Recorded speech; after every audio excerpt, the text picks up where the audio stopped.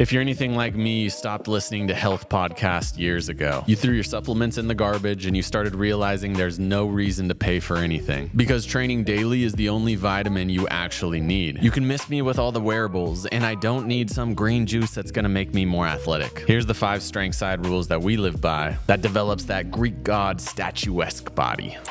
Number 1, focus on building some muscle without getting too obsessed with it. Bodybuilders, way too obsessed with it. But then in functional crowds, muscle is almost a dirty word. Like, oh, you're too vain and you're not focused on your fascia lines. The truth is that muscle's cool. It makes you look better, but it also leads to higher metabolism, increased bone and joint strength, and even better blood sugar control. But we're all smart enough to see that dudes who become too muscle bound are gonna have issues later in life. It's a piece of the pie, not the whole thing. You've probably heard this before, but I'm gonna say it anyways. Focus on the compound lifts. Do a squat and a hinge for your lower body. Do a push and a pull for your upper body. Focus on getting stronger over time. And throw in a couple sets of bicep curls. Do that around 3 times per week. You're gonna have a muscular body, but not be muscle bound. Number 2, do something that resembles sport or athleticism. We're talking about a Greek god body, and the Greeks famously invented the Olympics. A lot of those ancient Olympic events revolved around sprinting, jumping, and fighting. Form follows function. So if you build a body that can do a lot of things, you're gonna look athletic, you're gonna look lean, you're gonna look capable. Many people throw in the towel on athletic endeavors for machines and dumbbells. But remember when you were a kid? You could care less about dumbbells. You wanted to play. You wanted to explore what your body could do. Through sports, yes, but probably more made-up games with your friends. You don't have to be a fighter to throw some kicks. You don't have to be a track athlete to do some sprints. This is when you build that aesthetic body as a side effect to focusing on fine-tuning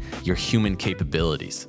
Number 3, place high value into mobility. Now, I'm not talking about doing loads of stretching, although that is helpful. I'm talking about using mobility as a roadmap for the exercises you choose to do. See, many people become extremely strong without sacrificing on mobility. They're called Olympic lifters, gymnasts, martial artists, heck, even bodybuilders who put an emphasis on full range of motion. Trust me, when you take back your restrictions, you'll want to move more. You'll move more athletically, more natural, and a large variety of movement, which leads to having more control of your body. I can put it really simple. When it feels good to move, you'll move more. When you move more, you'll start unlocking new ranges of motion, new skills, new attributes. Your movement can become more playful, more explorative, without the risk of injury. In a bit of a roundabout way, mobility becomes this gateway to a more aesthetic body by allowing you to do more at a higher level. Number 4, you gotta be intentional about your nutrition. For me, becoming a zealot for a specific diet just does not make sense. As humans, we're meant to eat a wide variety of food. Labeling yourself as carnivore, keto, or vegan just isn't sustainable long term. And it's most likely not very optimal for the human body either. What is optimal to me is finding a way to eat well for a full year, 5 years, 10 years. This means habits and routines become very important. You want to know a little trick to make yourself eat healthier? Write down your dinners for each day of the week. You'll be surprised at how a little bit of planning can keep you on track rather than caving to eating some junk when you get busy. One more little trick: meal prep. We gotta set ourselves up for those worst case scenarios. When you're feeling busy, stressed, if you have something in the fridge ready to go, you'll make that decision much easier. My buddy Brian Pruitt calls this cook once, eat 3 times. You're already cooking, you might as well make some extra for the next day. Be the guy who eats cold leftovers rather than hitting the drive-thru.